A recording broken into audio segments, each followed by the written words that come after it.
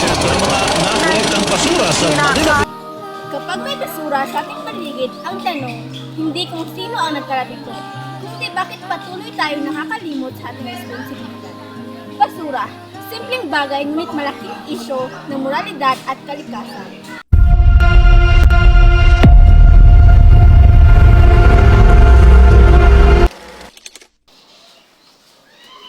Magandang araw sa inyong lahat. Ako nga po pala si Nibamili Suno.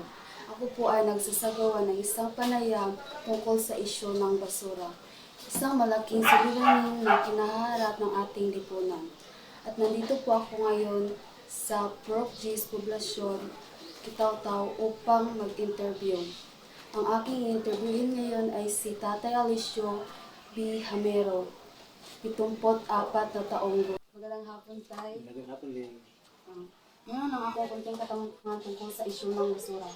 Una, ano ang mga pangunahing sanhi ng problema ng basura sa ating komunidad at sa tingin mo, bakit pa rin maraming nagkakalat na basura sa ating paligid? Bata, marami may bata.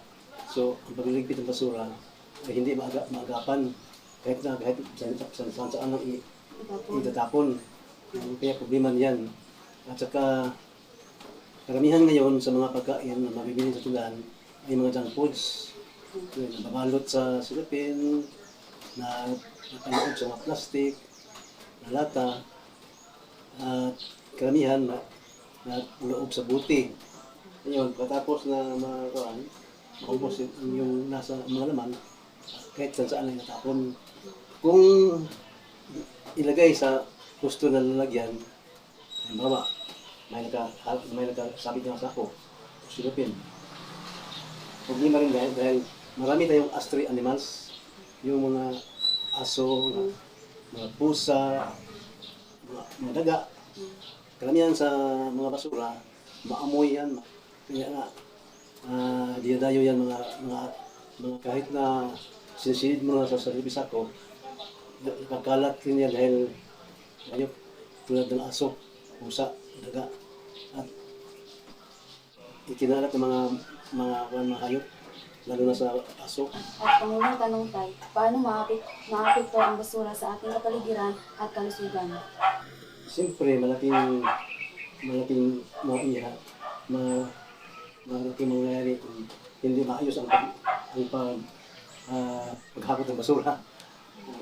Malaking epekto yan sa kalusugan dahil pag ang basura ay matatagalan ng mga ilang araw, lalo na sa yung nalalanta, yung mga pagkain na nalalanta, lalangawin yan.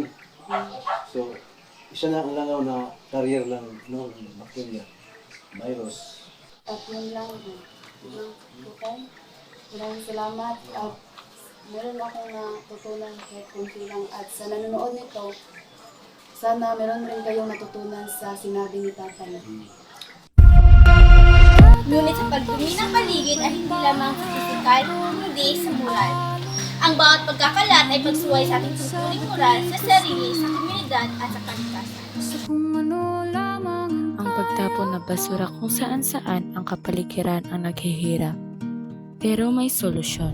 Matuto tayong mag-segregate, mag-recycle at itapon ang gusto.